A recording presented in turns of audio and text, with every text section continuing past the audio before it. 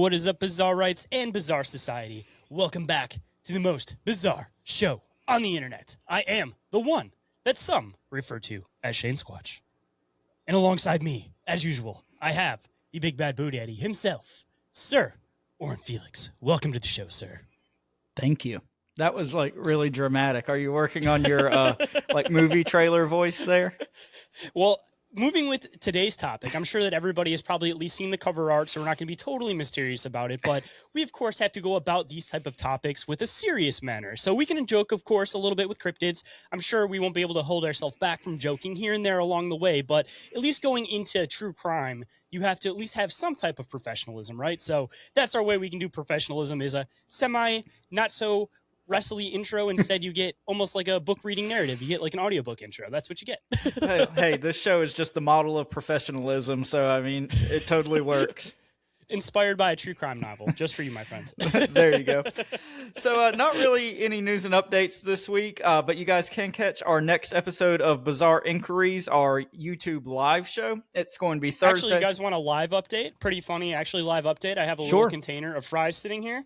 And as I have it sitting here, my cat just stole one of my French fries. So live on the air, my cat just stole my French fry. I've never seen that happen before. So wow. Okay, cat, I guess you can have that. And this is the enthralling behind-the-scenes content you guys can get if you come and join us on May 7th, which is a Thursday, roughly 7:15 Eastern Time. Bizarre Reality Media YouTube channel. You guys know the drill at this point. Send articles, videos, questions, anything you want us to inquire about, just shoot it our way and we will talk about it. And also join us in the chat during the episode. I also want to give a big shout out, by the way, to Kelly, who submitted a clip for the last episode of Bizarre Inquiries. He also submitted one that we're going to be using on a future episode, but we just wanted to show that he finally broke the ice. So hopefully more of you guys will submit some of your clips, because we absolutely love being able to talk about some of this stuff, because, we kind of know it's in our radius. So, submit those clips. And again, I wanted to give another shout out to Kelly for submitting the first clip for Bizarre Inquiries. As crazy as that sounds, we've been running the show for almost a year, and it took a year for somebody to submit a clip. Well, hey, maybe this has opened the floodgates and it'll just keep coming at this point. Ayo. Cross my fingers. Ayo. All right. If anybody wants to get in touch with us for any reason whatsoever, whether to be a guest on the show or for any other reason, Shane, tell them how they can do that. First and foremost, you guys can email us at bizarreencounters@outlook.com, or you guys could also get a hold of us on the Bizarre Reality Media hotline, and that number is 313-364-1551. And for all professional inquiries, you guys can email us at bizarrerealitymedia@outlook.com. And as always, all the shit we've mentioned is in the link tree in the show description.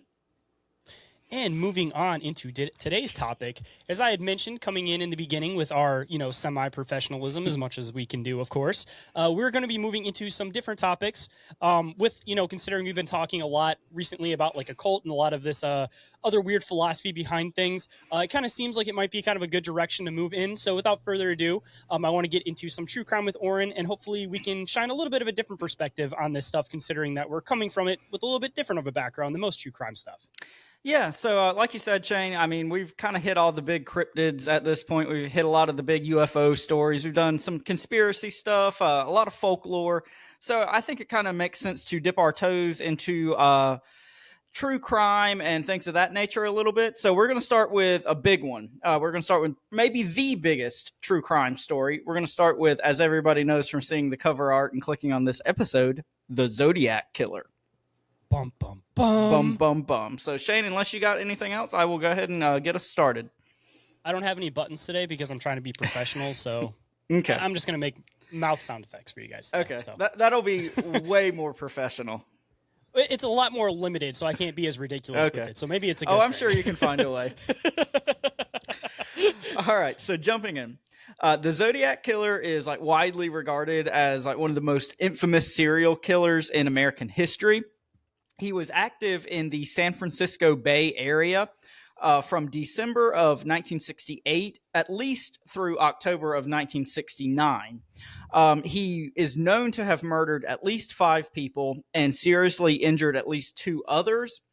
And he's also known for numerous letters and ciphers that he sent to local newspapers. And some of these ciphers have still not been solved even today. And as a lot of people know, there's countless books and movies and documentaries and things of that nature about the Zodiac.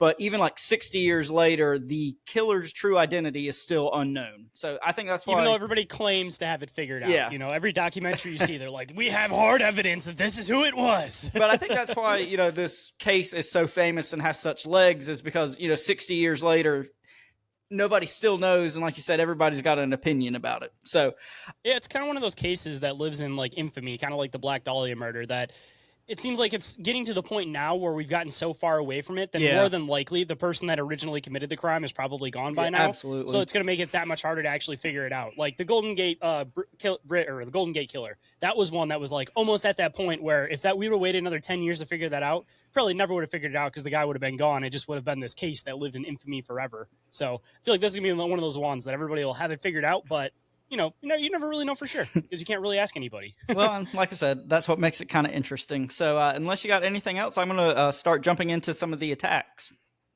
Don't let me pull you away from it too much on this one. All right. So we're going to talk about the first confirmed Zodiac attack. And this happened approximately 11 p.m. on December 20th of 1968. And the victims were a 17-year-old boy named David Faraday and his 16-year-old girlfriend, whose name was Betty Lou Jensen. And these two kids were kind of getting to know each other, if you will, at a local lover's lane that was on the... Getting visited by the Mothman, you know. Maybe. The usual, maybe even a Sasquatch. But anyway, this lover's lane was on the outskirts of a town called Vallejo, California. And other than the Zodiac case, the thing that this town is most known for is it's the home to a U.S. Navy base called Mare Island Naval Shipyard. So remember that for probably the next episode in this series. I'm going to come back to that. Oh, also to throw it in, by the way, for all the listeners out there, I'm assuming I'll probably have it in the cover, but this one will be split up, by the way. So for anybody that wants to catch the second part, make sure you guys come back next week. Yeah, the second part will make no sense at all unless you've listened to this one. Usually as that goes. Yep. Sorry, I'm coughing down on some root beer float here. Wrong pipe. You all right over there? Oh, I just had to let out a hard cough, and I didn't want to do it into the microphone. Okay. Made me laugh while I'm trying to drink something that's carbonated, man. All right. So as this young couple were parked, they were parked off of Lake Herman Road. And this road was named after a man-made reservoir in the area. And it's kind of interesting to note that multiple Zodiac attacks took place either near man-made bodies of water or lovers' lanes. And again, this is something I'm going to come back to later. So a few minutes later, a local woman named Stella Borges was driving along Lake Herman Road, and she saw Faraday's vehicle and two bodies laying on the ground outside of the car. So she rushed to the nearby town of Benicia, California, and she reported what she had seen to the police department there. So members of the Benicia Police Department, the Vallejo Police Department, and the Solano County Sheriff's Department arrived at the scene. And when they got there, they found Jensen and pronounced found her and pronounced her dead. But Faraday was somehow still alive. So he was rushed to the Vallejo General Hospital, but he was pronounced dead on arrival. So after crime scene analysis, the police concluded that the attacker had most likely pulled up his car next to Faraday's car and approached from the passenger side. And it looked like Faraday and Jensen were attempting to exit from the front passenger door of the car. And while they were trying to get out of the car, Faraday was shot behind the left ear at point blank range. And remember that as well. So it appeared that Jensen was actually able to get out of the car and attempt to run away, but she was shot in the back 5 times, and one of the shots pierced her heart, and she collapsed 30 feet away from the vehicle. So it was also determined that the weapon used was most likely a .22 caliber semi-automatic pistol, and they found several .22 caliber shell casings around the crime scene. So due to the fact that neither the vehicle was stolen or any personal property appeared to be missing, and Jensen had not been sexually assaulted in any way, the police kind of assumed at this point that the attacker could have been a rejected suitor of hers. And remember that point as well. And it was also speculated that it could have just been a, quote, demented person who just wanted to kill. And they really didn't have any leads or suspects at that time, so the investigation just kind of stalled out very quickly.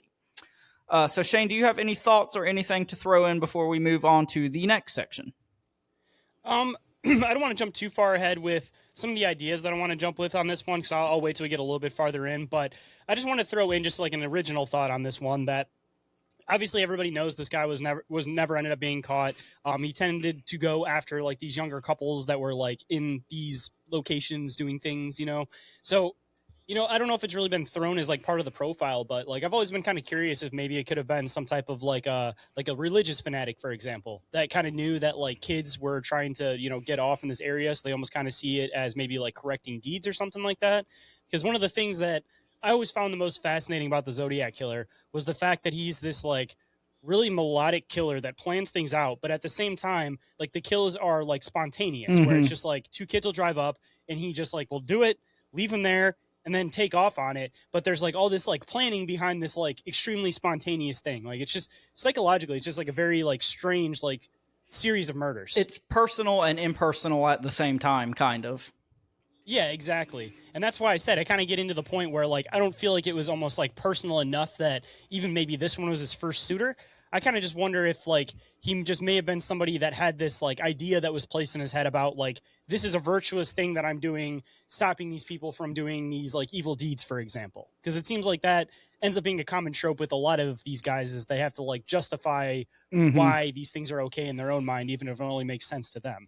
So a lot of like the possible motivations and connections and things like that we're going to touch on in a little bit. So I'm going to plead the fifth, no pun intended, on all that till we get to those sections. Like I said, I don't want to jump too far ahead. I just want to lay down some ground ideas at least. All right, so we're going to move on to the next confirmed Zodiac attack. And this one happened shortly before midnight on July 4th of 1969. So like 7 months after the Lake Herman Road attack. The victims in this attack were a 22-year-old named Darlene Farron, and she was on a date with her lover, who was a 19-year-old named Michael Mageau. And Farron was actually married and had a young daughter, but it was kind of commonly known around town that she like frequently dated and spent time with other men. Remember this point. He throws into my possible theory that I was saying a little bit too. Somebody that's trying to see this as something virtuous, possibly. Well, just remember this point one way or the other. And so, of course, this Michael Mageau was one of these guys she was dating. And they were sitting in their vehicle in the parking lot of Blue Rock Springs Park in Vallejo, California, which was another lover's lane. And it was located just 4 miles away from Lake Herman Road, the site of the first attack. So as they were sitting there in the parking lot, another vehicle pulled up into the parking lot and parked, several spaces away from them. And the driver turned off his headlights. And Mageau asked Farron if she recognized the vehicle. And allegedly, we hadn't had one of those in a while. Allegedly. I should make a button of that. You should. I just need to take us of old episodes and just make like a compilation of all the times we've said that. But she allegedly responded with something to the effect of like, never mind or don't worry. Remember this point as well. So after a few minutes, this vehicle like suddenly like tore out of the parking lot and drove away. But a few minutes after that, it returned and parked directly behind Farron's vehicle. And so the driver of this mysterious vehicle got out of his car and approached Farron's car on the passenger side. And the man was carrying this large flashlight and shining it into Farron's car. So Mageau assumed that this guy was a police officer and rolled down his window. Well, when this guy got to the passenger door, without saying a word, he just began firing like several shots at Mageau. And after he had shot like several shots into his back and neck and even like his face, the attacker then shot Farron several times. So he then began like walking away back toward his car. But at that point, Mageau like suddenly shouted out in pain, and the attacker turned around and shot each of them an additional 2 times before, returning to his vehicle and speeding away. So it was about 10 minutes later, and 3 local teenagers drove by and like noticed this whole grisly scene. So they drove to the Vallejo Police Department and reported what they had seen. And officers from the police department, were sent out to the park. And when they got there, they found Majo, quote, lying on the ground slightly behind the open passenger door. He was somehow still alive and coherent, but Farron was barely breathing at this point. And so they were both rushed to a nearby hospital called the Kaiser Hospital. When they arrived at the hospital, Farron was pronounced dead, but Majo was rushed into surgery. And this is kind of interesting, I think. At approximately 12:40 a.m., so like not long after this attack took place, the Vallejo Police Department received a phone call. And according to the switchboard operator who answered the call, the caller said, quote, "I want to report a double murder. If you go 1 mile east on Columbus Parkway to the public park, you will find the kids in a brown car. They were shot with a 9mm Luger. Remember that. I also killed those kids last year. Goodbye." And it said that how he said goodbye was like in this like really creepy, drawn out manner, like goodbye or something like that. So interestingly, this call was traced to a payphone that was located less than 1 mile from the police station, which is pretty crazy if you ask me. That's super ballsy. Yeah. I was gonna say I find it kind of fascinating that I know it was before the term like serial killer was really like super coined, because that was around like the 1970s that was like really getting popularized and used around like the FBI and stuff. But the whole aspect of like the serial killers that are like the ones that are prone to using like weapons, like not normal weapons, but like firearms specifically. Like it seems like a lot of the time, like these serial killer types, it's almost like a means of like letting the beast loose. So when you have these cases where people are using firearms, it seems like it's not so much that they have this like thing that needs to be let loose. Like they're not like letting the beast loose like a lot of these other serial killers. I feel like that kind of plays more into the theory that there was like a reason, or at least in his mind, like a reason why he was doing this. And it wasn't so much that he like wanted to do it, so to speak, but he felt like he like needed to do it or was like drawn to do it for another reason. Because like I said, I feel like there's like this hard differentiation, because one's up close and personal and one's still kind of like distant. And if this guy was like the normal like serial killer type, like how most people kind of observe him in their head, I feel like the firearm thing is just like a very like standoffish way. Like it just seems a lot more melodic, like they have a different purpose other than like the murder itself when they use a firearm. Well, that is a perfect segue into our next section. So after he recovered from surgery, Majo was actually able to provide the police with a description of the attacker. And he said that he was, quote, a heavyset white man, remember that, around 5'8" tall. He estimated the assailant's weight as 195 to 200 pounds, with a large face and curly light brown hair. The killer wore dark clothes and no glasses, end quote. And this is kind of interesting, I think. At one point, Majo allegedly said that the attacker's name was Richard. And, this could go back to when he asked Farron if she, or not Farron, was it Farron? Yeah, I'm sorry, Darlene Farron. When he asked her, did she recognize the car? And she said, don't worry about it, or it's okay, or whatever she said. So why this is interesting is after the attack, one of Farron's sisters said that one of Darlene Farron's lovers was in fact a man named Richard. And there's this photo that exists of Farron standing next to this unknown man that, nobody close to her can seem to identify. And some people say that he resembles the composite sketch of the Zodiac. And this has led many people to believe that Farron probably knew her attacker. And I have that photo. Yep, there it is right there. As soon as you said it, I was already ahead of you. So this is Darlene Farron with this mystery man that nobody can quite place. Nobody quite knows who he is. And as we get a little deeper into the material, we'll get to the composite sketch, and maybe we can kind of come back and compare and contrast at that point. So kind of closing out this section, Another interesting thing to note is that Darlene Ferrin lived only 2 blocks away from Betty Lou Jensen, which was the victim in the first attack, and they both went to the same high school. So kind of like you were saying, Shane, there's a lot of potential motivations and weird connections, especially between these first 2 attacks. Do you have anything to add here? I mean, also going back into, at least going off that picture, if there is any type of validity to the fact that maybe that is potentially the guy, looking at the picture, at least, he looks like he's more of like a square type, considering it was like the 60s. So considering that like the sex culture was starting to come out during the 60s, if there was these kids that are around his town, it's like late 60s, he knows that like this movement, it's just something that's starting to like really get under his skin. It could be, like I said, something melodic where he feels like he's doing something good. Like he's trying to stop, this like sexual movement because he thinks it's evil, and then it's bad because he's like this really square, like uptight type of guy who's assumably probably grew up in like the 50s, for example, if he's like in his 20s or so in like the late 60s. So just going off of that, I mean, it could also kind of fit the stereotype of some possible motivations behind this too. Yeah, and the only thing I'll kind of add to that is the description that Majo gave of like a heavyset man with a large face and 5'8" tall. Like, this guy doesn't really seem to match many of those characteristics to me. Like, he looks taller than 5'8". He's not heavy set. He doesn't have a large face.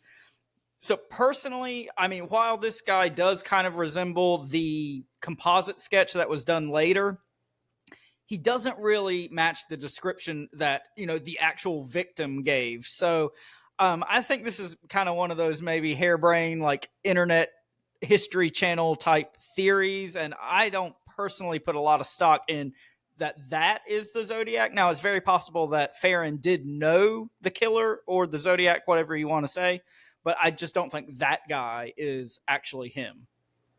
Is that the one that they did that recent Netflix documentary about? Yeah, we're going to get to that at some point, but yeah. So. I didn't want to jump ahead, but I had a feeling that was the specific guy, because it seems like no, this is most not the specific guy, but we're going to talk about that at some point. I would say whoever that guy is that they talk about in the documentary, not to get too far ahead, that one seems like that's like the best guess currently that most people have. Yeah, we're going to talk about that a lot in part 2. Yeah, I won't jump too far ahead then. But. Okay. All right, you want to do a break here? Yeah. All right, you good? Yep. All right, so now we're going to talk about some of the letters and ciphers that the Zodiac sent. So on August 1st of 1969, 3 Bay Area newspapers received these mysterious letters. And they were the San Francisco Chronicle, the San Francisco Examiner, and the Vallejo Times-Herald. And in these letters, the writer kind of took credit for the Lake Herman Road and Blue Rock Springs attacks. And he even included like this specific information that had not been released to the public at that point. So this kind of led the police to assume that the writers of the letters truly was the guy who was responsible for the attacks. And the contents of the letters were pretty much verbatim, but each of the letters included a unique cipher. And a cipher is a coded message that uses symbols. And so supposedly when this cipher was solved and combined, it would reveal the identity of the attacker. And I have a picture of the cipher here, or one of the sections of the cipher anyway. Let me bring it up here.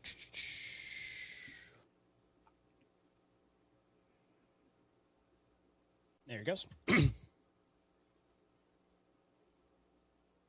See the full thing? Yeah. Okay. So actually, the top one is the first section, the middle one is the second, and the last one obviously is the third section. And these were the different sections of the cipher that were sent to the different newspapers. So as you can see, they're kind of just nonsensical symbols. Do you have anything to add on this before we jump back in, Shane? They don't necessarily like look like anything like specifically. Like they're kind of strange. There's like some that almost look like Viking runes. Yeah. There's ones that literally just look like mirrored letters. Yeah, some of them are just like shapes, like triangles and squares and whatnot. So yeah, just like a random collection of different symbols and characters. See, and I think this is some of like the hardest ciphers to actually figure out, because like a lot of ciphers, there'll be some type of like key where it's like once you kind of figure out one, you can kind of use it to figure out the rest. But if you're creating the cipher where basically like everything is just its own random symbol or character and none of them look like they specifically go together, then, I mean, just because you figured one out doesn't mean you're going to figure out any of the rest, or you can figure out any in a chain. Like, I feel like that's some of like the hardest ciphers to figure out. And even some of these look like very similar to each other, which could even make it even more complicated when you're doing it. Because, yeah, I remind these two are supposed to be the same in the same line, the P and the P, but yeah, boxes, squares. Yeah. One looks like a Saturn or like a UFO or something like that, and then a lot of ones that look like mirrored backwards letters and like upside down letters.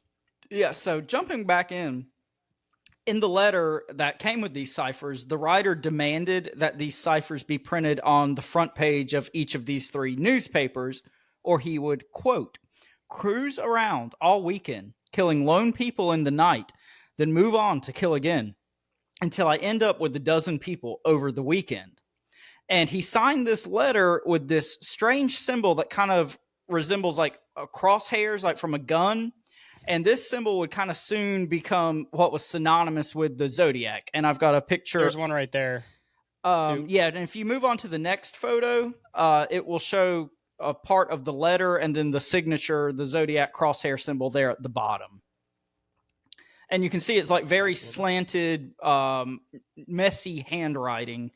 It's like not like this guy took a lot of care in writing the letter, which kind of goes back to what you were saying, as the ciphers are obviously like meticulously planned out and meticulously written, but the letters seem like really sloppy and heavy-handed and just done quickly. So, like you said, some real weird dichotomies with this case, even so far. Just to throw something in here. So this was the 60s. So I know that I'm always throwing this as theories, but this always goes into this stuff like perfectly. The whole idea of like MK Ultra being something that was happening at this time. I mean, who knows where like the backstory was to this guy, how he got into the point where he was interested in writing ciphers out. But you have people like the Unabomber, for example, that I'm not saying that they were like directly linked into MK Ultra, like they were like an agent that was taken. But, you know, the Unabomber, back when he was in college, he signed up for this like science experiment, not realizing what it was exactly. And they didn't tell him what it was. And essentially they like scrutinized him. They like made fun of him. They like subjected him to all these different tests, which eventually kind of led into the development of like his psyche, you know, eventually wanting to, you know, write out all of his thoughts his down, manifesto, and blow up all these different things, his manifesto and everything. So just considering that this guy is using ciphers, it's around the time of the 60s when MK Ultra and stuff was going on. We don't have much of a background to this type of stuff. Like, I'm almost kind of curious if there might be some like MK Ultra ties to it. Maybe not directly, but maybe like he could have been somebody that was messed with during these MK Ultra type experiments, and this could have been some repercussions from messing with somebody's head, you know? So I didn't come across anything specifically tying it to MK Ultra, but I mean, I had to stop this series at 2 episodes. California too, just to throw that one in there. That was like where most of that stuff was being developed at too. But anyway, like I had to stop this at 2 episodes because like I see how people get like just obsessed with the Zodiac and go down all these rabbit holes. Like this could have ended up being like a 10-part series and it never would have been done.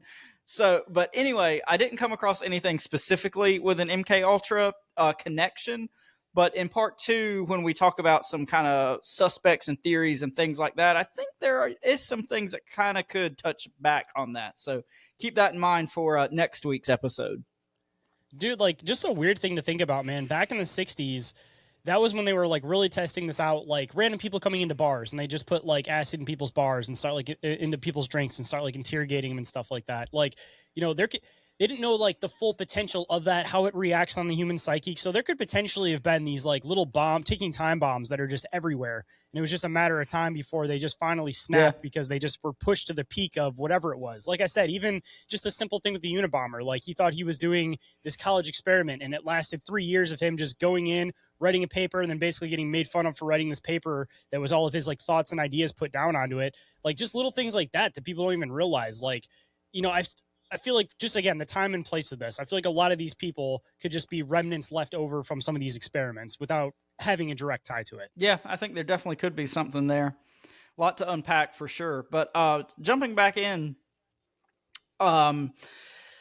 this guy kind of requested in his letter that the ciphers be printed on the front page of the newspapers. And they were, the newspapers, that is, were initially reluctant to acquiesce to these demands and print the ciphers. But on August 3rd, the San Francisco Chronicle and the San Francisco Examiner published this like joint edition of the paper that contained all three sections of the cipher. And the article that accompanied the ciphers referred to the writer slash attacker as the cipher killer. Well, a few days later, the ciphers were actually solved by a local Bay Area couple named Donald and Betty Hardin. And the Hardins solved the cipher by correctly assuming that each of the symbols or characters corresponded with an individual letter and that the word kill would be included somewhere in the cipher. So basically, they figured out like repeating characters so they could figure out the word kill, and then just by like trial and error, they figured out the rest of the letters and symbols from there from figuring out the word kill. So they sent their solution to the cipher to the San Francisco Police Department, and the police department had it verified by the American Cryptogram Association. And the solved cipher reads, quote, "I like killing people because it is so much fun. It is more fun than killing wild game in the forest because man is the most dangerous animal of all. To kill something gives me the most thrilling experience. It is even better than getting your rocks off with a girl. The best part of it is that when I die, I will be reborn in paradise, and all those I have killed will become my slaves. I will not give you my name because you will try to slow down or stop my collecting of slaves for my afterlife." So do you have anything to add about the contents of that cipher before I move on? Again, going into the idea that this guy had a reasoning in his mind on why he was doing this thing, or flipping onto the other side, man, some more MK Ultra programming, man. It definitely seems like it could potentially be possible. Yeah, this guy definitely has some bizarre thoughts about things. Let's just leave it there. In the wording for it, very specifically, making reference to the most dangerous game and stuff like that. And that, like, I don't know, I just find it. It's obviously very like melodic. Like, I don't think this is some guy that's purposely like making these spelling errors or doing any of this stuff without precisely planning every single thing out, which I find, again, fascinating with the fact that his kills are spontaneous, but yet everything is so purposely planned out so melodically. Like, it's fascinating. Yeah, like I said, personal and impersonal at the same time. But jumping back in, so when combined... Oh, also to throw this in here, Yeah. sorry, I don't mean to side trail again, but this was also 60s. So the 1970s was when the whole like aspect of like serial killers and everything really started getting influenced into like the FBI and really starting to get investigated. So these kind of cases that come out around this time, which again would have been around the time that they're doing all this weird like mental programming on the general public, it almost kind of makes you wonder if this could have been something that was potentially planned to be a push for people to like want to put some motivation or like, yeah, we love the FBI. We love the people that are investigating this. Like, you know, we really need those people out there because we don't want people like this out in the world. Like, it seems like there was a lot of these cases that were happening around this period that it almost kind of makes you wonder if some of them potentially could have been like a push to scare the public so that they would want to put more funding into investigate or into the organizations doing these investigations. So kind of piggybacking off of that, like something I came across in my research, and it's not specifically in the notes, so I'll just throw it in here. Like you said, this was in the late 60s, early 70s. So this was before kind of the whole big serial killer fad, if you will, kind of kicked off. And something I came across said that kind of, you know, this case and the Manson family murders were kind of the two things that made people start like locking their doors at night. Manson is definitely MK Ultra. Like, Yeah. no doubt in my mind, that dude was like 100% programmed. So that's already like one of the biggest cases we already know has a connection. And this case, the Zodiac case, that is, kind of led to a lot of reform with how, especially these big high profile cases were handled, because part of the issue with this case was, you know, one attack took place in this jurisdiction, one took place in this jurisdiction. Then you had like different sheriff's departments. So there was like all these different entities that had information and evidence for specific attacks and specific things. But, you know, the resources and all the evidence wasn't really pooled. And so a lot of like the FBI coming in and taking over cases like this was because of kind of how this was handled, and that there just was no precedent to things like this at that time. So like I was kind of saying, it could be a potential move to make it so that there could be more government overreach on things, because it seems like most of the time when they try to deploy actions like this, they can't just outright do it. They have to scare the public into wanting them to take control over things, which is like prime example, like the whole 9/11 thing. I know people feel a million different ways about that, but after 9/11, before 9/11, everybody was like, yeah, you're not checking me before I get on a plane. After that, all the conspiracies that go around it, everybody basically just gave up your complete rights to that. After COVID, everybody wanted to give up their rights to like freedom of speech. Like you have to scare people to give up these things. You can't just intentionally take them. So the whole government overreach taking over all these jurisdictions was never going to work unless they scared the public into wanting something like this. Well, and if you're having a reason for it. If you remember probably a year or so ago at this point, when we talked about D.B. Cooper, which was kind of, again, this same time period, we speculated that that was maybe like some government plant that got them to, institute stricter airport security and things of that nature. So this would kind of follow along with that same train of thought. Ironic how all these cases seem to like go together without us planning that they go together, but you start diving into them and you realize that there's these weird connecting pieces and that they fall at these specific times. And like I said, it wasn't even thrown in that there was like, any type of like government opposition with this one, but the more we're diving into it, the more it kind of seems like there could have been some type of ulterior motives, if nothing else. Yeah, exactly. Even just to simply like letting it go a little bit longer just so that they would have the ability to have this overreach. Yeah, for sure. All right, so kind of closing out this section on the cipher.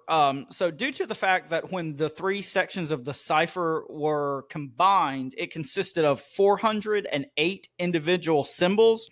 It's since become known as the Z408 cipher. And like we kind of already touched on, the cipher itself and the letters contain several seemingly purposeful misspellings. And like you said, it also references a 1924 short story by Richard Connell called The Most Dangerous Game. This, I think, is kind of interesting. The last 18 symbols of the cipher cannot be solved by the rubric that solved the rest of the cipher, and they appear to just be nonsensical collections of letters. So it's been suggested that these last 18 symbols could represent some sort of like secondary cipher, and this could be the part of the cipher where the killer reveals his identity, and it almost acts as like a signature to the letter or the cipher. But there's been no like accepted. Almost like it switches halfway through, kind of. Is that no? how you're It's just explaining like it? the very end, like the last 18 characters. So, I read the passage earlier that like these people solved whatever the cipher, and it is this whole paragraph long. But the last 18 characters cannot be solved using what solved the rest of the cipher. So they're saying like this could be a secondary cipher that has a different key, and this is where the killer like reveals his true identity, because he says in the letter, if you crack the cipher you'll know my identity, but he doesn't actually say his identity in the part that was cracked and solved. I was trying to look up Zodiac Killer as like a typed out letter just to see if it was like simply just him signing like the Zodiac Killer or something like that. But yeah, I don't think that's enough characters, because that would have been like really funny and ironic, because was this before they were using that terminology, or he said that he wanted to use that terminology of Zodiac? We're going to get there in just a second. Okay, I won't jump ahead then, but yeah. All right. So following up on that point, on August 4th of 1969, the San Francisco Examiner received this like follow-up letter from the Zodiac. And this one began with, "Dear editor, this is the Zodiac speaking." So this was the first time that the Zodiac Killer used the Zodiac identity in a public manner. So again, this is like right off the heels of him sending the ciphers and the initial letter, but in the initial letter, he did not refer to himself as the Zodiac. And in this letter, it also contained additional information about the Lake Herman Road and Blue Rock Springs attacks that had not been released to the public. And it even referenced the Z408 cipher directly, saying, quote, "When they do crack it, they will have me." So again, that kind of lends credence to the idea that these last 18 characters could be some sort of signature or something to that effect. Just out of curiosity, because I don't know if I caught this part correctly, did he name himself the Zodiac, or did the newspaper name him Zodiac? No, so when the newspaper first reported on the cipher, they referred to him as the Cipher Killer. And apparently that just wasn't the name he wanted to be referred to as. So when he sent the follow-up letter, that's when he began with, "This is the Zodiac speaking."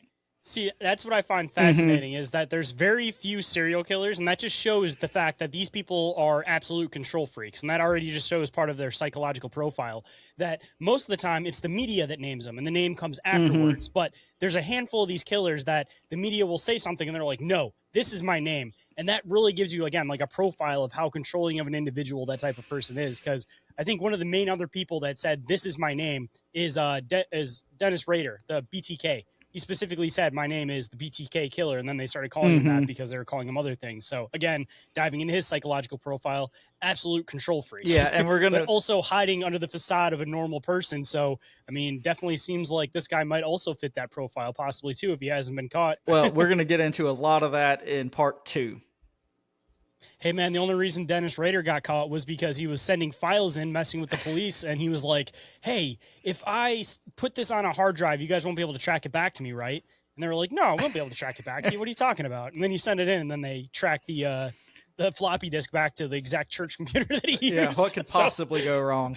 What could possibly go wrong, man? If he was literally a little bit sooner, he was around in the 60s, man, computers weren't a thing, Dennis Rader could have been a Zodiac Killer, man. Hey, maybe that can be your harebrained idea for part 2. Pre-Dennis Rader. It was Dennis Rader's daddy. All right, you want to do an ad break here? Yes, sir. All right. I'm going to get a sip of beer. Speaking of beer, it's not full, but check out this beer can. Oh, is that the Hulk Hogan beer? Fuck yeah, that's it is. awesome. Because they're about to take him off the can, so I want to make sure I got one before they did that. Nice. All right, you good? Yes, sir. Okay, so we're going to now move on to what I think is kind of the strangest and most interesting of the Zodiac attacks. And this one happened on September 27th of 1969. And the victims were 2 students at Pacific Union College named Brian Hartnell and Cecilia Shepard. And on the afternoon of the day in question, these 2 were going to visit Lake Berryessa, which is another man-made body of water, and it's located about 80 miles north of San Francisco. And while they were at the lake, they were just kind of relaxing on a blanket near the shoreline when they heard movement nearby. And they looked up and saw this man who appeared to be watching them from behind a tree. Well, a short time later, this man emerged from behind the tree, except now he was wearing an executioner-style hood with the Zodiac crosshair symbol embroidered on the front of it, and he had like clip-on sunglasses covering the eye holes. And he began walking toward Hartnell and Shepard carrying a gun. And I have like a rendering of this character in this scene, which is pretty wild looking. Hey, I have a very serious question. Did you read comic books growing up? Not really. Well, you may not be familiar with this character, but I want to know who did it better. Was it Spider-Man with the Bagtastic Bagman, or was it the Zodiac Killer? Because I think both of these looks were definitely influenced by each other. That's pretty good. I got to go with the Zodiac just because he has the clip-on sunglasses. That really puts it over the top for me. That really, it's not the Fantastic Four suit. It's definitely those clip-over sunglasses that bring the whole thing together, I think so. It really ties the ensemble together. He kind of just looks like he's going to hold up a liquor store, which kind of makes it that much scarier. Well, kind of piggybacking off of that, the man told Hartnell and Shepard that he was an escaped convict from Deer Lodge Prison in Montana, and he was on the run and heading toward Mexico, and that he was going to have to steal Hartnell's wallet and his car. So Hartnell threw his wallet and his keys toward this guy, and then the attacker responded by saying, "I'm going to have to tie you up." So he then pulled several pieces of pre-cut plastic clothesline from his back pocket and instructed Shepard to tie up Hartnell. So again, this is very methodical, very thought out, very predetermined behavior here. He knew what he was doing. He had cut these strips of plastic clothesline. He had them in his back pocket. He knew this is what he was going to do and how he was going to do it. I want to throw in the fact that considering, again, how melodic this guy is, I find it very strange that out of anything he possibly could have worn as face coverage, he chose a bag. that seems like something that there just could have been so much that could have possibly went wrong with that one. You know, he could have wore a ski mask, he could have wore anything else, but like a bag just seems like such a random choice for being such a planned killer, you know? You know, it's not really a bag, it's like a medieval executioner like hood, like for like the people who like operated the guillotines and things like that. Like supposedly like this is what he was wearing. I've always seen that picture rendition, and I've always taken it as like a brown like paper bag. That's what it always kind of looked like. Like he was part 2 Friday the 13th Jason, the baghead version. Exactly. Baghead man, bagtastic bag man. So anyway, at that point, the man tied Shepard's hands behind her back, and he retied Hartnell's hands and made the bindings tighter. And he then told them to lie down on their stomachs so he could hog tie them. And at this point, Hartnell began like resisting and fighting back. And apparently this just did not do it for the attacker. It pissed him off, and he pulled out a knife and he stabbed Hartnell 6 times and Shepard 10 times and just like walked away without saying a word. What's interesting about this is he came up to these 2 kids with a gun in his hand, but when it was time to kill them, he stabbed them. So again, like you said, very methodical, thought out, predetermined, and then like at some point just rage takes over and he just randomly stabs these kids. But it goes back into what I was saying a little bit earlier too with the aspect of control, because again, if he wanted to just touch that primal aspect of himself, he would have just went right at him hunting. He wanted to have full control over them first, which is why he came at him with a gun. And after he had full control, he felt like he was completely safe in the situation. Then he went into primal mode, which made it so there could be less that possibly went wrong. So again, this goes into this whole like control aspect of whoever this individual is. Yeah, and I think this is kind of an interesting tidbit as well. When he walked away, he left the keys and the wallet behind. So like clearly this whole thing about him being like a convict on the run and he needed the car and money, that was not true at all. That was just to kind of weasel his way into, you know, the situation. Yeah, it's kind of like crap. What's that guy's name? I'm always brain farting on it. One of the really famous guys. Not Dahmer. Another serial killer? Bundy? Yeah. Yes, Ted Bundy. Yep. He was really, really famous for doing this thing where he would pretend like he had like a broken arm, for example, and he would go up to women and be like, "Oh, you know, I broke my arm. I just need some help with this type of thing." Like it's this tricking people into like these like vulnerable positions where, you know, if he comes at this guy and he says, "I want your wallet. I'm doing this. I'm gonna take this from you." Then those people instantly put their defense down of, "Oh, I'm about to get killed," and they instantly shift he just into wants the my mindset money and of, my car. This person just wants my money. I'm gonna be fine. So instantly, just because of that setup, they're instantly going to be way more submissive than if they instantly thought you were going to kill them. So it's, again, the same tactic that somebody like Ted Bundy was using, for example. Yeah. You got to get people's guard down so that you can set them up in that position so that you don't put yourself in a vulnerable position while trying to do the attack. Well, and again, you know, prior to this, it seems like people were much more trusting and less afraid of people and situations than they are now. So, yeah. Dude, talk about some of the like children killers back in the day, dude. People want to wonder how that stuff could happen. It was like kids were raised back in the day that if somebody, you know, said, "Hey, I have a little bit of work that I need some help with. You want to hop in the car and help me?" Like that wasn't a weird thing back then. So this is why so many kids got abducted back then. They just hopped into cars with strangers, is because it was before like stranger danger was just a different. thing. You know what I mean? Like, yeah. So jumping back in, amazingly, like Hartnell and Shepard were both still alive after this whole encounter. And Hartnell was somehow able to like maneuver his body in such a way that he could loosen Shepard's bindings with his teeth, which is fucking crazy. Props to him for being the guy in the situation. You that know? motherfucker really wanted to live. Like he must have had a lot to live for. He's thinking about her first too, man. Putting her first. He's like, "I'm getting your hands out of here." But anyway, so Shepard was, he's a true OG. Yeah, and Shepard was then able to loosen his bindings a little bit, and then he could like fully untie both of them. And after they got untied, they began like screaming for help. And keep in mind, they're like on the bank of this man-made body of water. And so a little bit later, a boat passed by, and the fisherman on the boat, his name was Richard Fong, Fong, and he seemed to like take notice of this situation and stopped the boat. But a few minutes later, he like started the boat back up and just drove off. That bastard. And at that point, Hartnell decided that he was going to try to make his way back up to the main road where his car was parked. But on the way up to the road, he came across a park ranger named Dennis Land. And while all this was going on, the fisherman who had actually gone to seek help came back with another park ranger named William White, and they arrived at the scene and they found Shepard there. I take back what I said. He's not a bastard. He was doing the right thing. He just went about it in a very hands-off manner. But anyway, the park rangers radioed for help, and then Hartnell and Shepard were rushed to a hospital called Queen of the Valley Hospital. And when they arrived there, Hartnell was still conscious, but Shepard had slipped into a coma, and she died a couple of days later.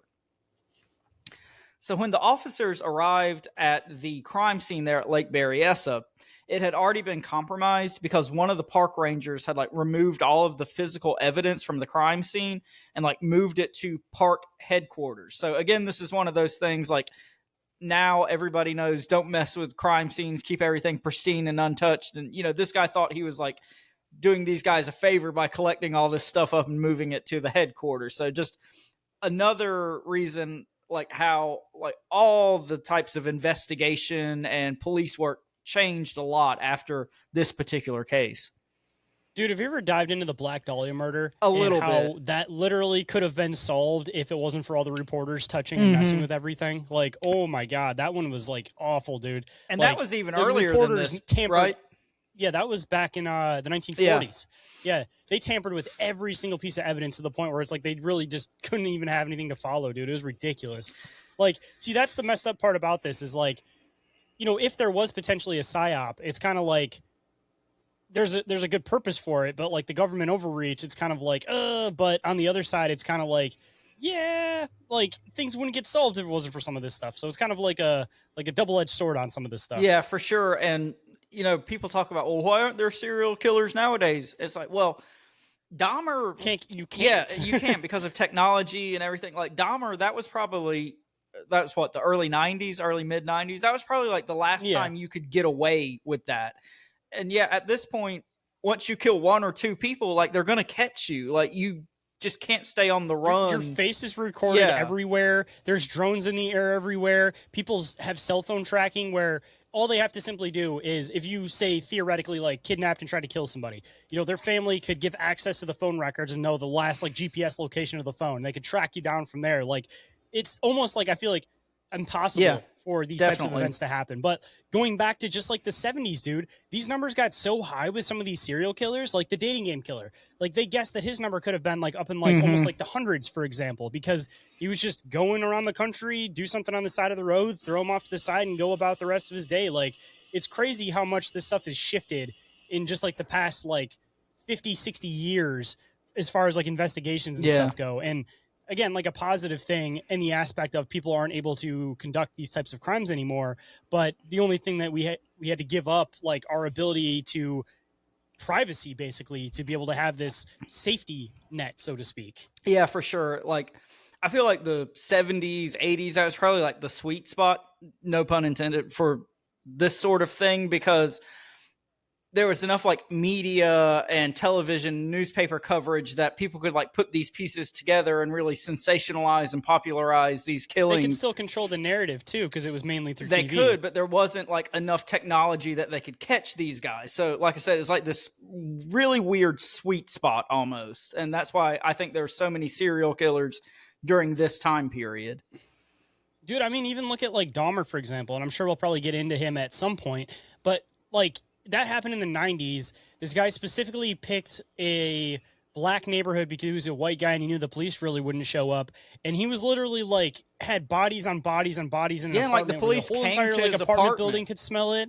The next door neighbor was fully knew something was going on in his apartment, and they just passed it every single possible time. They almost caught that guy 6 times and they just passed it along. It's so crazy to think about how many of these serial killers, when you look into their story, had these 4 or 5 moments where they were caught and they just weaseled out of it and went and continued on with what they're doing. Keep that in mind when we get to the next section, because that's kind of going to come back up. It's crazy. Yeah. All right. So kind of jumping back in, even though the crime scene had been compromised, officers discovered that the Zodiac had written a message on the passenger side door of Brian Hartnell's vehicle. And the message read, quote, Vallejo, 12/20/68, 7/4/69, September 27/69, 6:30, like the time 6:30, by knife. And yeah, I've got the photo there. You've got it pulled up. And again, as you can see, it was signed with kind of the Zodiac crosshair symbol. So this... Also, Yeah. just to throw this in for any of the audio listeners out there, I do have all of these pictures that Orin's talking about in a PDF file. So what I'm going to try to do, because I know I won't be able to include all of them in the cover art, is I'm going to try to include a link to the PDF file. So if anybody wants to be able to go down and check out all these images as we're talking about them, you guys will be able to go down to the show description and find them, by the way. Yeah, I think the pictures really add a lot to this one. Like some of the topics we talk about, you can kind of just, muddle your way through it with describing things. But I think the pictures are really, really important to this one. And if you guys want to, you guys could always watch on video. I'll make sure that I post this one up on the YouTube and the Rumble. But if you guys are watching or listening on audio, I'll try to make sure that I include a file down the bottom so you guys can at least scan through these pictures when you guys are done listening to the episode, maybe. Yeah, for sure. So also at the crime scene, the police found several footprints. And eventually they figured out that the footprints came from a type of shoe known as wing walkers, like wing, like on an airplane. And they were called that because this type of shoe was, quote, designed to enable wearers of the shoes to walk on the wings of airplanes. And they were commonly issued to members of the U.S. Air Force, but they were also issued to civilian personnel that worked at military bases, and they were also sold at military surplus stores. So kind of a weird military base connection to this again. Also, to throw it in, by the way, because as you guys can probably tell, I dive into a lot of serial killer stuff. I find it fascinating for the psychological aspect, not glorifying what serial killers do, but I want to throw in the fact that the Night Stalker, Rodriguez, what's his first name? I'm brain farting on it. Why do I keep doing this? I can't think of it either, not right off the top of my head. I want to make sure I say the name. Richard Ramirez, there it is. Richard Ramirez, the Night Stalker, the only reason that he ended up being caught was because of his shoe print. Well, there you go. That's all these guys had to go off of in the 60s and 70s was shoe prints. Ironic, dude, going into his case, it was like his stuff was so scattered. Like he would do a home invasion. He would kill somebody. He would rape somebody. He had one case where he literally kidnapped a little girl, drove her around for a while, got her like ice cream or some kind of food or something, and dropped her back off at home and said, I could come back if I wanted to, and then drove off. Like his crimes were just so scattered, they just didn't know what to do with them. And the only connecting piece they ended up finding was the shoe print that was exact to like one specific person. Like they got it down to like only like one person wore this exact shoe size and this exact fit and stuff like that. And that was the only reason they were able to catch this guy was with the shoe print. So it's kind of crazy that even just leaving something as simple as you climb through a window and there's like a vague shoe print, like I was just talking about with the Night Stalker, could be your downfall after being so melodic with all this type of stuff. Well, and yeah, this is one of the best pieces of evidence they have toward the potential identity of the Zodiac is like this shoe that exists for this very fucking specific purpose.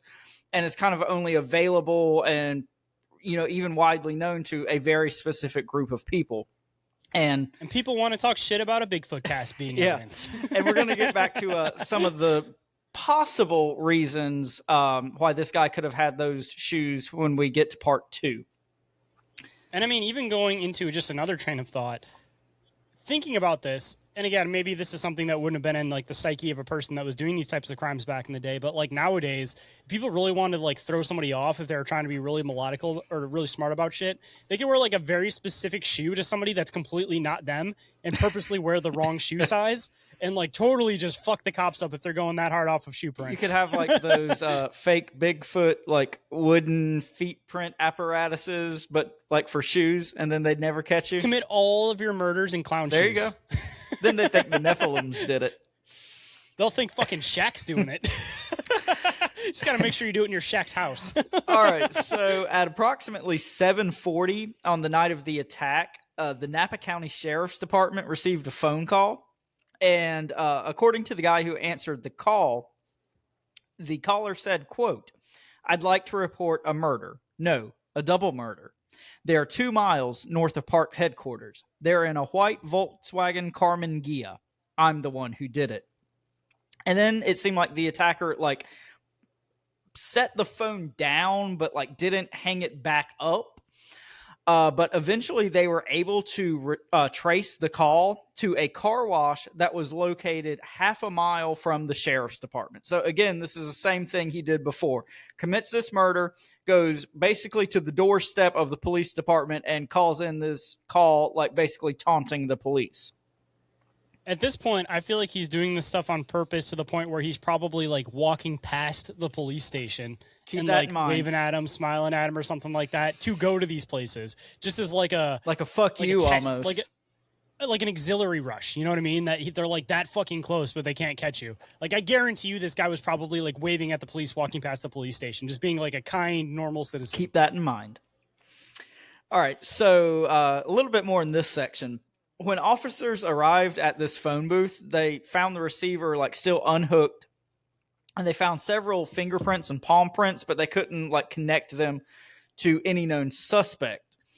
But they kind of like did handwriting, crime scene analysis, whatever you want to call it, with the car door. And they figured out that this probably was the same guy who had committed the previous murders and, written the Zodiac letters. And after this story appeared in local newspapers, 3 female Pacific Union College students came forward, and they said on the same day as the attack, they had also encountered a suspicious, mysterious, whatever you want to call it, man at Lake Berryessa. And they said that they had gone to the lake to sunbathe, and as they were parking their car, a man pulled into the parking lot behind them and like kind of parked nearby. But later they were like out on the banks of the lake sunbathing, and they noticed this man at a distance watching them, and he just kind of stood there and watched them for a while, and then he just like left and walked directly past them and walked out of the area. So these 3 women were able to return to their car and leave the lake, and they didn't have any incidents. But they worked with a cartoonist to make like a composite sketch of this guy. And they described him as 30 years old, 6 feet tall, weighing about 200 pounds, and with a stocky build, and with dark hair parted to the left. And they said he was wearing dark pants and a short sleeve, quote, sweater shirt. And I don't know what a sweater shirt is, but maybe in the late 60s that was some hot new fad. I'm assuming that it has the feel and the texture of a sweater, kind of like a sweater vest. Maybe so. But it is cut it's a shirt in a crew neck and or t-shirt fashion. Very fashionable. There you go. And that kind of goes into this next point. They said that he was, quote, rather nice looking. And I don't know if they mean like he was a hottie or like he was nicely dressed. So if he did have like this sweater vest ensemble on, that could mean that they meant he was just like nicely dressed.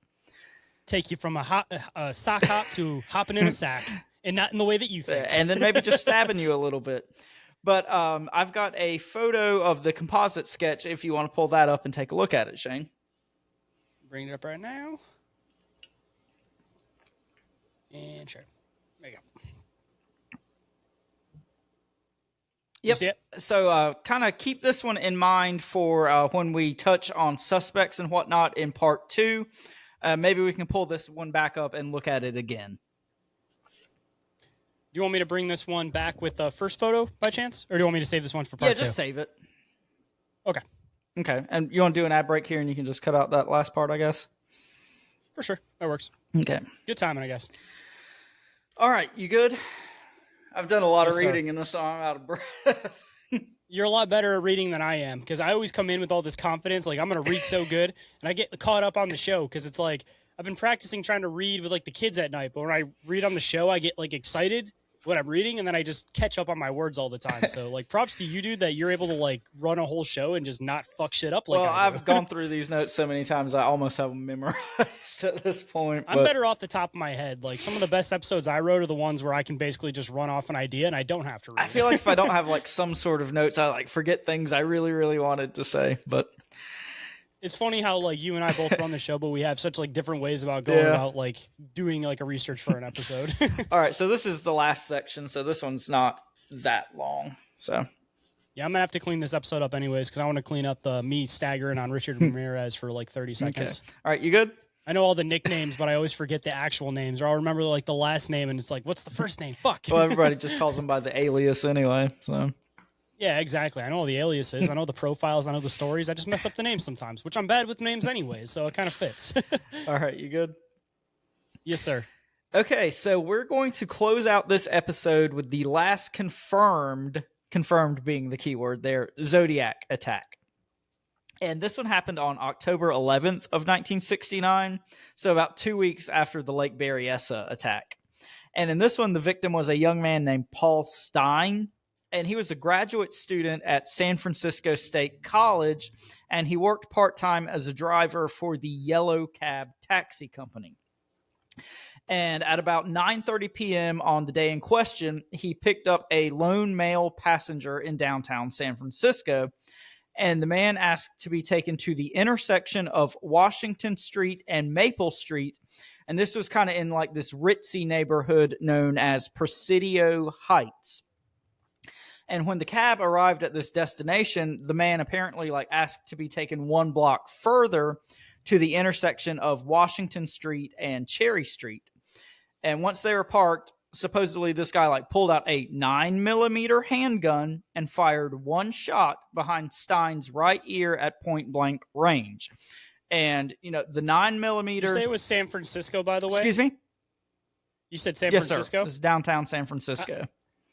I just want to throw in the fact that during MK Ultra, the San Francisco acid wave was happening during the 60s. So just another weird possible connection there, by the way, with some possible other influences being part of this. There you go. That's good. And speaking of like other connections, so this guy was shot with a 9mm, which we've talked about in some of the previous attacks, and he was shot with a point blank range shot behind the ear, which we also talked about in previous attacks. So this guy's like kind of got an MO. He's just like doing the same things over and over again. Because even the pistol stuff, like, again, that kind of gets into like a weird context that this guy's essentially trying to take the same shot every time. Yeah, like you said, there's some things that are very methodical and very planned out and like super specific, and then there's some things that seem like he just like went unhinged and off the rails. See, I wonder also too, hear me out, trying to take advantage of like a culture at the certain time. Like if this guy potentially was doing something that he deemed as maybe like morally right, if he was like religious to some extent, because clearly from that last message, there could be a possibility of that. And also he was going after couples that were doing things that they weren't supposed to before they were married, so to speak, back in the day. Moving into San Francisco and going after one single male, obviously everybody kind of knows the ideas behind San Francisco. So I kind of wonder if there was religious motivation behind this, if maybe part of the intention was he was trying to go after a like gay male in San Francisco, continuing on with this like possible moral philosophy, so to speak, that he might have behind his like crimes. cleansing the earth or something like that almost.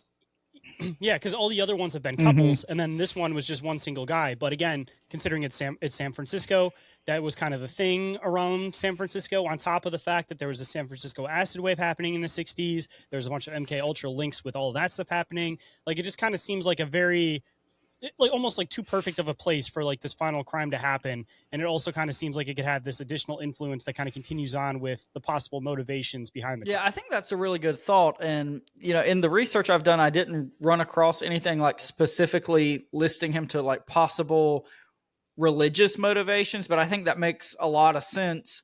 And it also makes a lot of sense that, you know, this guy probably, or maybe we'll just say, knew the first couple victims in some way, shape, or form, and then kind of like tried to branch out to, you know, atone for other sins, or to maybe even just, you know, throw the police off his trail. And I mean, even going to another viewpoint too, I mean, San Francisco could have definitely been looked at as almost like a Sodom and Gomorrah to people back in the 60s too. So, I mean, like, what not a better place for him to try to like conduct some of these crimes? Yeah, and even though the earlier crimes, you know, took place relatively close to San Francisco, like on the other side of the bay, you know, it was a much more rural and small town type area than, you know, the bustling metropolis of San Francisco was at that point in time. which also could build into some of the again, like, build up behind this that originally started with like the youth building up to some of their sins. Then maybe his intention was he was trying to build up to like these adult sins, so to speak. So maybe he was like branching out to these more like starting from like teenage situations into like adult situations. It's almost possibly like a Seven situation, and he was like going through the 7 deadly sins. Like I said, I mean, there could be a lot more depth to this than what people give it credit for. But I mean, if you do add the possibility that there could have been some type of like religious motivation behind it, I mean, this could have intentionally been planned out a specific way where he was going after almost like a development cycle. Yeah. No, I think that makes a lot of sense. Like, I really like the religious aspect. Like I said, that's not something I specifically came across, but I definitely think there's a lot to unpack there. Like I said, I don't want to split it into like a million different directions with this one, but like there's just so much to unpack, like you were saying in the beginning, that I totally understand why people have been tearing this apart since the 60s, 70s, and still haven't really gotten anywhere with it. Not to mention, it's like as soon as you start to open one avenue, it's like, oh, this could be connected to this. Oh, this yeah. could be connected to this. Could it possibly be this? Like, again, going into the whole psyop of this type of stuff, I mean, if you do put any kind of validity behind the fact that there could have been some additional motivation behind this, you know, maybe this could have been some of the first tests of like, you know, like scattered information that like you don't necessarily know which direction to go in. Like it could have been like one of like the first tests of trying to use this idea to control a narrative. Yeah. I mean, like you said, other than the crimes itself, there's just so many far-reaching implications and so much other things that this touches on that I just had to, at some point, like kind of throw my hands up and be like, okay, we're stopping here. Like, I don't want to become that guy with like the fucking cork board with all the string and whatnot.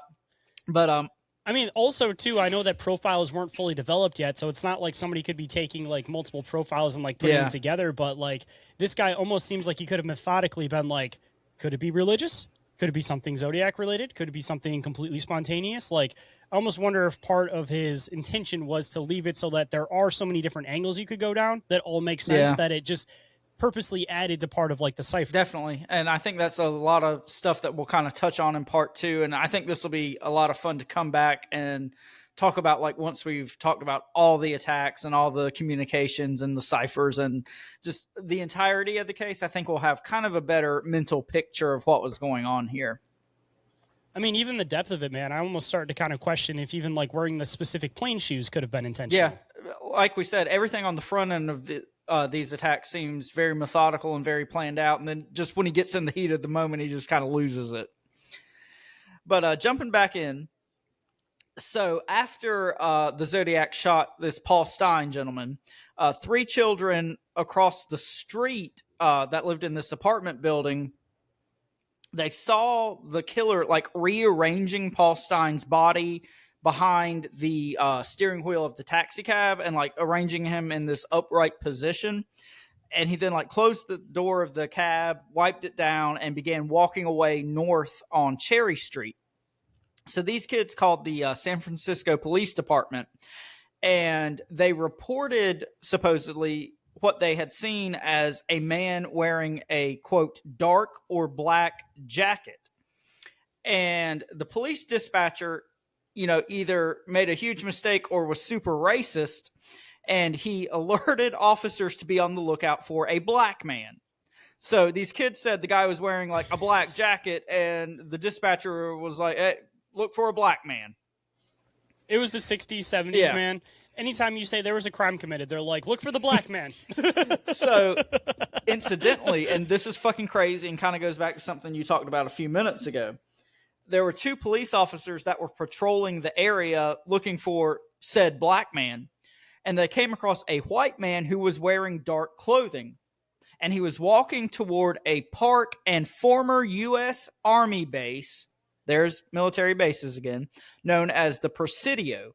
But, you know, since the dispatcher said be on the lookout for a black man, this guy was not apprehended, and he just continued walking on toward the park. Hear me out. I have an idea behind this, possibly. So, the guy commits a murder. He's gone for a year. If this guy's potentially in the Navy, maybe that would be part of the explanation. Maybe he was deployed for a year, came back, and now he's at base. And maybe because of the fact that he's been deployed, he's been in the military, he's angry because he couldn't develop a relationship with somebody. So he starts off being pissed off at all these people because they're able to develop relationships that he's not able to. and also not trying to make complete observations, but also just a possible detail. The Navy, everybody kind of knows the joke with the Navy, of course. Maybe the continuation on, and I'm just, again, throwing pieces together, so there may not actually be a connection here, but going and murdering a lone male in San Francisco maybe could have been somewhat of a repressed thing, that this guy actually could have been a gay individual who had these repressed feelings and in turn acted them out, which, again, not to get too far into it, but if you dive into a lot of these serial killers, that seems to be a pretty common trope, is the fact that they have repressed sexual tension, whether they're gay or whatever, and they repress it so much to the point where it starts turning into this primal thing where essentially they just end up taking it out on people rather than experiencing it in a healthy way. So when you dive into a lot of these old cases, I feel like you definitely have to entertain the trope that there's probably a pretty good chance that it could have been a gay individual that had repressed feelings and they were taking him out on society. Well, and that would totally make sense why he was targeting these young kids having heterosexual relations in these lovers' lanes type areas. But like I said, it could have shifted at first too, where he was in the Navy and he didn't fully understand these feelings and he just wanted a relationship and was angry because others had these relationships. And then maybe when it started shifting over to this one was maybe when he realized in his head that that was never what he wanted in the first place. So that's where his focus started to shift over, where essentially he's attacking these things that he wishes he could have, but he couldn't potentially have, but he wants people to figure it out because he wants somebody. It's kind of a weird thing. Like, he wants people to figure this stuff out about him, but he doesn't want people to know directly. So it's almost kind of like a possibility that the cipher could have been this weird guy's way of like repressing his sexual feelings and then also wanting people to figure him out at the same time. Well, and in the cipher, he says something to the effect of killing is much more fun than getting your rocks off with a girl. Yeah. See? That's what I'm saying. See, so many different angles you can go down. You'll have a possible religious angle. You have a possibly like repressed gay angle. Like there's just so many different scattered possibilities that, I mean, you could even combine these things together. Maybe there's a combination of all these things. Which would make sense if this was, a person that was raised religiously but had these, closeted homosexual desires and feelings. Mm-hmm. I mean, that kind of makes sense. And then if he was a military man and put in this one pressure cooker of a situation to start off with, and then two, the whole like MK Ultra government experimentation angle. Yeah, there's so many directions you can go with this. And I think that's why this case has endured like it has, because there's no end to it. There's always another rabbit hole to fall down with this.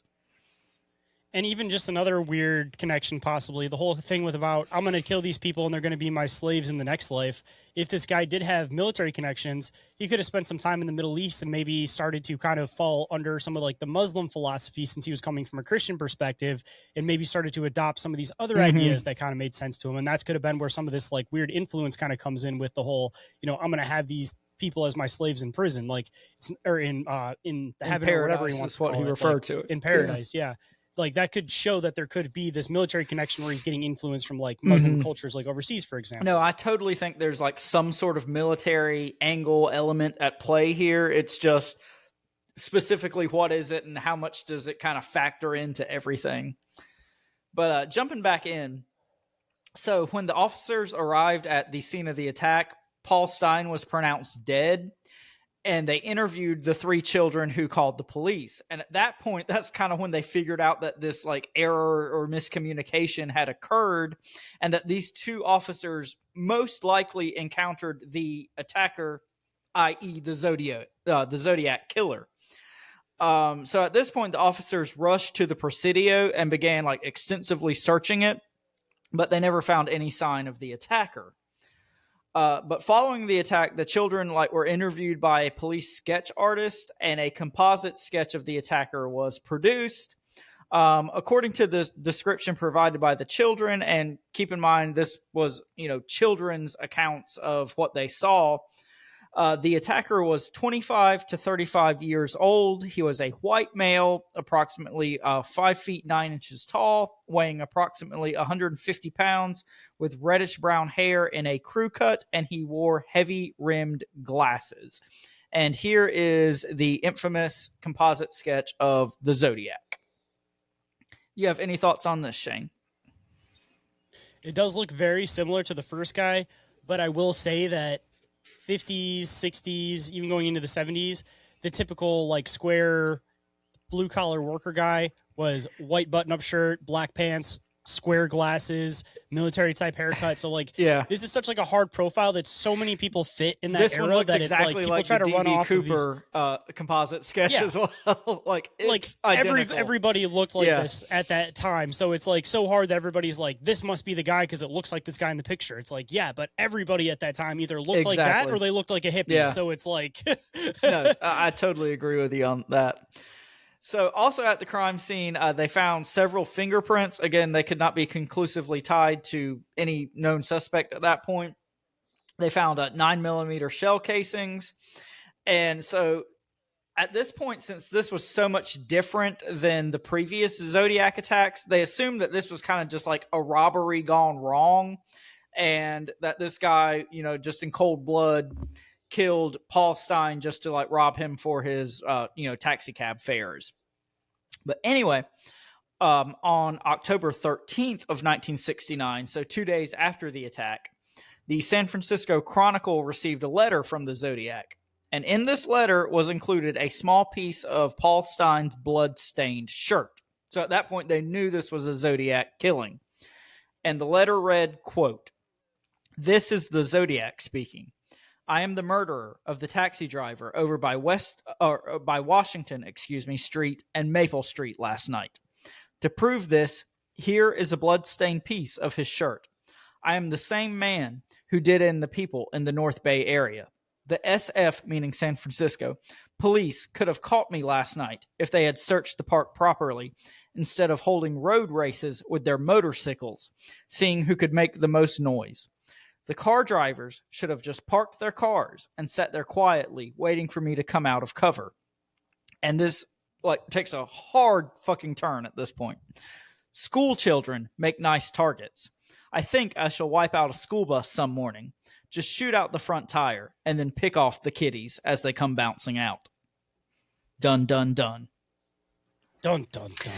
I want to point out the fact that even going again into how precise this guy is trying to be, even the Unabomber, the reason that he was caught was because in his letters, his brother recognized these certain ways that he would talk, these certain ways of talking. If you notice with the Zodiac Killer, it seems like he's trying to talk as basic as possible, but trying to leave the information in there. Like he seems like the way that he's saying things, he's trying not to like give any additional flair or anything extra. Like he's almost trying to talk like robotic or like melodically about certain things, and then he'll like get to like one little key phrase at the end where he'll put like a little bit of character in it.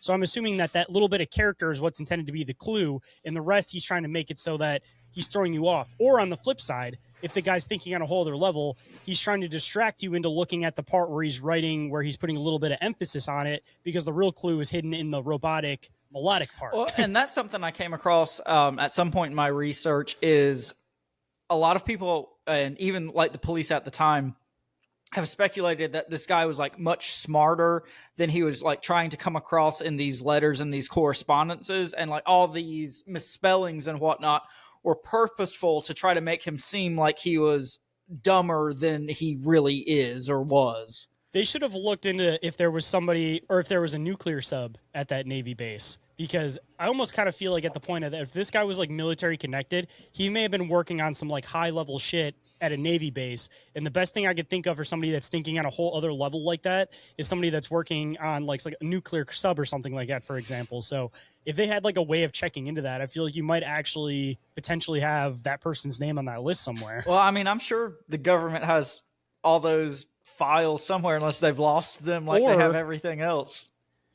They've known the whole time, and they've used this melodically. And the reason why this guy's thinking on a whole other level is because he was planted to be in this position to do this job, and they knew that he was always going to be moves ahead of people. Maybe so. But that would totally make sense. Why not an easier way to send somebody into an area? Like, oh, you're just another Navy soldier. You're just here at the base. Nothing you're to gone. see here. You're here. You're there. You're nowhere. Nothing to see here, people. All right. So I know we've gone a little bit long tonight, but just a few things to close out this section and this episode. Get me talking about psychology, man. I can go for hours. I was trying to hold it back, but I can't help it. So through handwriting analysis, they basically figured out that this was the same guy who wrote the previous Zodiac letters. And, this guy had a piece of Paul Stein's shirt. So this kind of, surreptitiously proved that the same person killed the kids in the previous murders and Paul Stein, because, the writer of the previous letters knew all this information that had not been released. And then, with the bloodstained shirt, they could kind of piece all this together, that all these murders were committed by the same person. And at that point, the San Francisco Chronicle published a front page article about this letter, but they left out the part about him like shooting school children. But the police department like really took these threats seriously, and they put all these precautions into place. And local police and even like the California Highway Patrol began escorting school buses on their morning routes. And some of the buses in more rural areas were like even monitored by helicopters. Each bus also had a civilian volunteer that rode along, and their job was to like look out for anything suspicious and to take over for the bus driver in case he like got shot or anything like that. And at this point, also, the San Francisco Police Department issued an all-points bulletin that contained a updated composite sketch and description of the Zodiac, and he was now described as 40 years old and heavy built. And this is the sketch that's on the right in that previous image we were looking at. You want me to bring it back up? Yeah, if you want to. I mean, I don't think it looks all that different. I mean, they just made him look slightly older. He doesn't look heavy built at all to me. So I don't know why they even bothered, honestly. Give me 1 second. Bring No it back problem. up here. File's not wanting to open. Sorry. There it goes. Okay.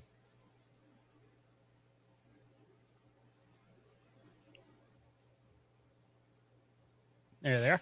Yeah, they look basically identical. Yeah, so the one on the left is the composite sketch that was done based off of the three children's description. And then the one on the right is, the updated one after they talk to the police officers and all that jazz. So, I mean, again, they look exactly the same. I don't know why they even bothered. They should have just started from scratch once they figured out that, like, obviously who they're looking for was not like a 25-year-old 150-pound person if they described him as heavily built. So kind of odd to me, but again, this is one of those things.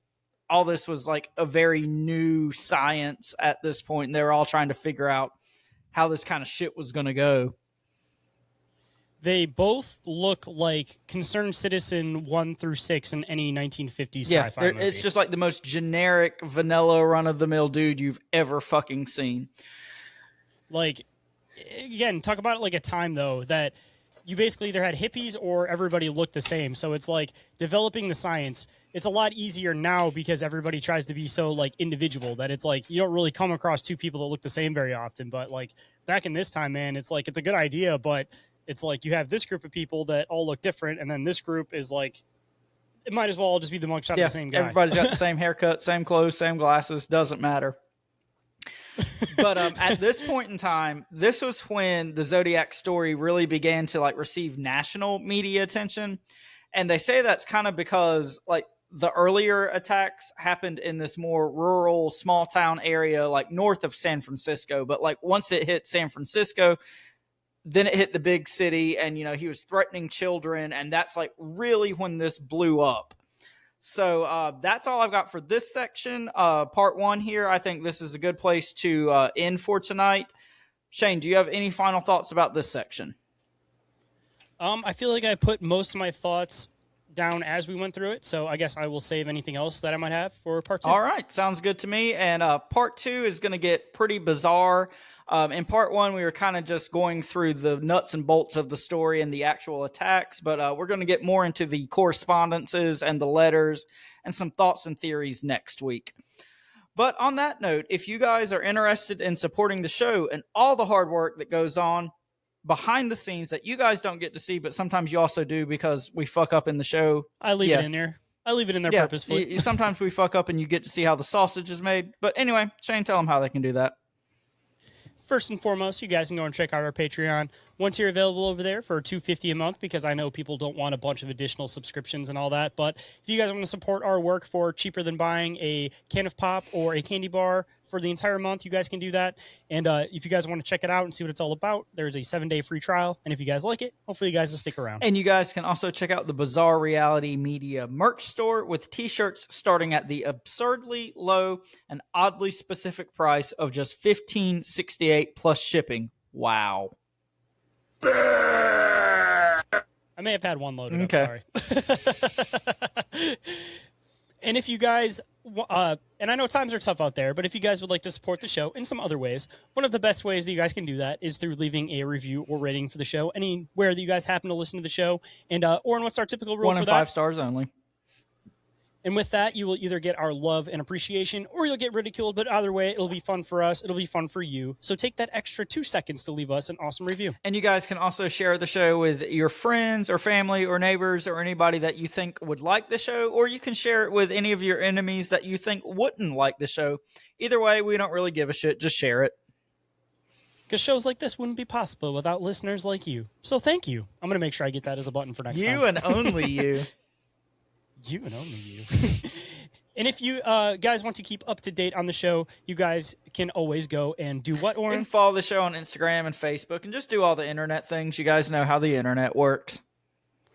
And you guys can also catch live shows and video content on the Bizarre Reality Media, TikTok, YouTube, and Rumble channels. And if you guys have some free time, please check out and show some love to our awesome friends and sponsors of the show. We got our buddies Rick and Hans with I Know Squatch for all your squatchy gear needs. And we got our buddy Joe with Cryptoteology for all your wearable Zodiac Killer cryptids. He may even have at some point a Zodiac Killer shirt. If he doesn't, he needs to, especially after this. It'll be a special edition.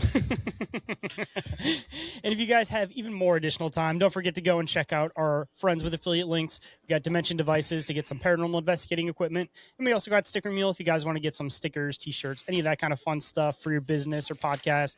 $10 credit for you guys available down in the show description. So if you guys want more on that, you guys can go and find it down there, of course.